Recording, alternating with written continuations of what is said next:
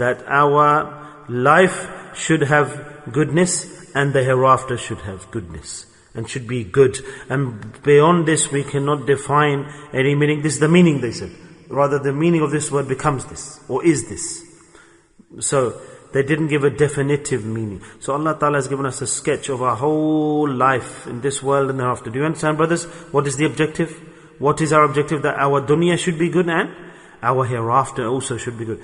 Now, when we speak about dunya, that the dunya should be good, now here a difference arises between us and others. And everyone says that dunya should be good. Dunya should be good. They don't have akhirah.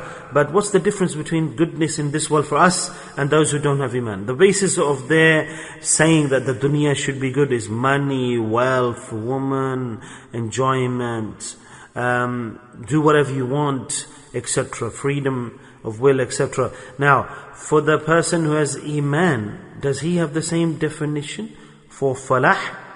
For this, the meaning of the word falah, to attain the best and the goodness in this world. Now, the person of iman who wants goodness in this world, he's not seeking wealth and money.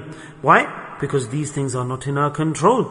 These things are not in our control. Allah Ta'ala said Himself that this has been written for you and your generations, that what you will eat, what you will eat in 1,203 pieces of food you will eat. So when we try to promote our agenda, we being mu'mins, we want to attain as much as we can.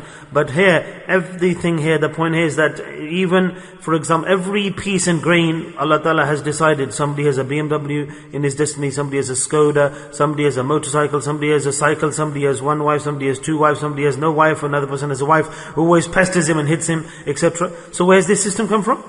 From where? Allah Subhanahu Wa Ta'ala has decided this. And we should put our hands up and say, yep, that's it. We accept what's in our destiny. So, why do we continue to promote our own agenda that we want goodness in this world? I want a house and I want it like this. There are many people I've seen in their life, they have never come out of a rental property in their whole lives. Now, they weren't mad, were they? They weren't stupid.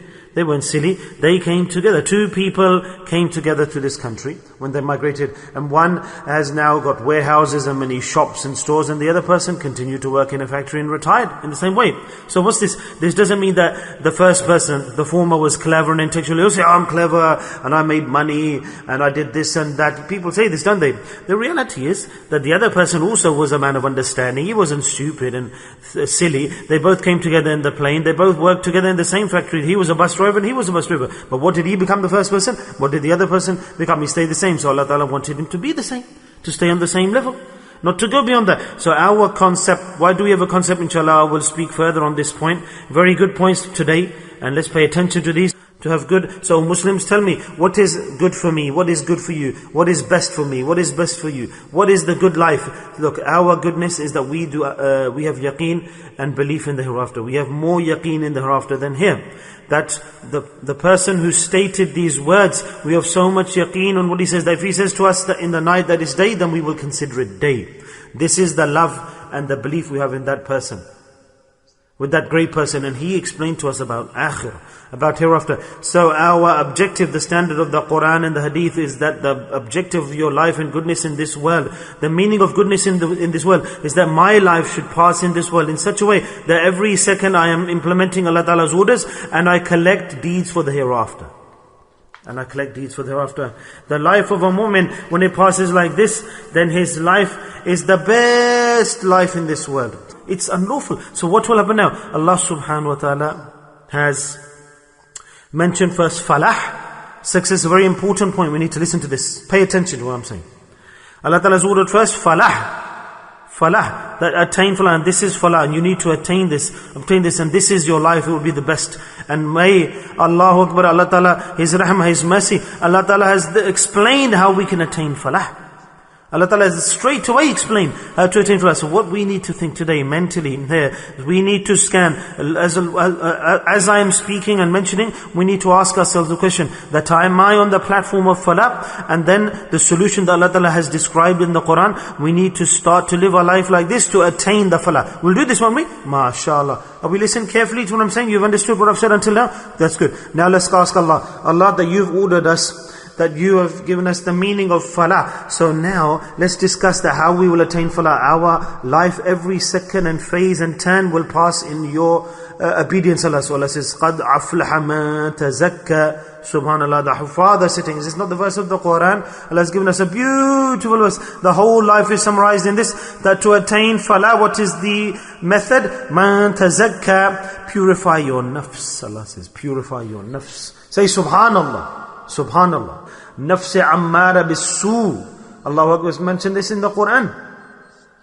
That the worst situation of the nafs, Allah Ta'ala has defined as nafs ammara. Now ammara, what is the meaning of ammara?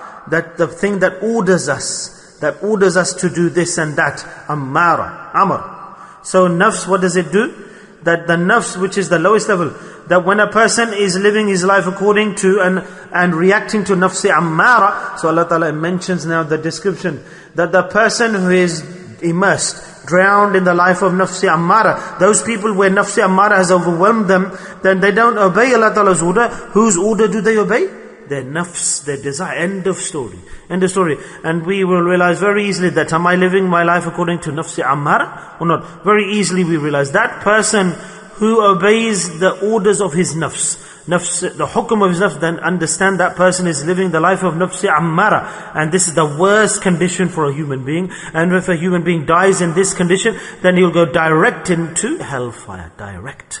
Entrapment. When does the nafs trap a person? At that time when a person, he becomes so weak, he's sitting with impure people, evil people, having company of sinners. He doesn't sit with people on the deen, not good actions. Then totally, that is why it's stated that save your children from these places, from an environment, a bad environment. But today we have such a big environment, it's very difficult to save ourselves nowadays. Whatever the Shaykh says, he does. Whatever the Shaykh explains, he does the same thing. Then he doesn't shake or shudder. And the link with the Shaykh is established, and the wazaif, the lessons and the dhikr, the prescription, he does the same when he has the link of the love and the qaid with the Shaykh. And then if the student is steadfast on this and he does dhikr of Allah, at the same time Allah says, I have taken him out of then the second stage, nafs al-lawwama. Nafs al-lawwama, I will take him out of there also, and then I will give him such a great maqam, the best, the highest station, the best platform, which is called nafs mutma'inna. May Allah Ta'ala allow us, I thought that maybe you all already there except for me. May Allah Ta'ala deliver me to that great station as well.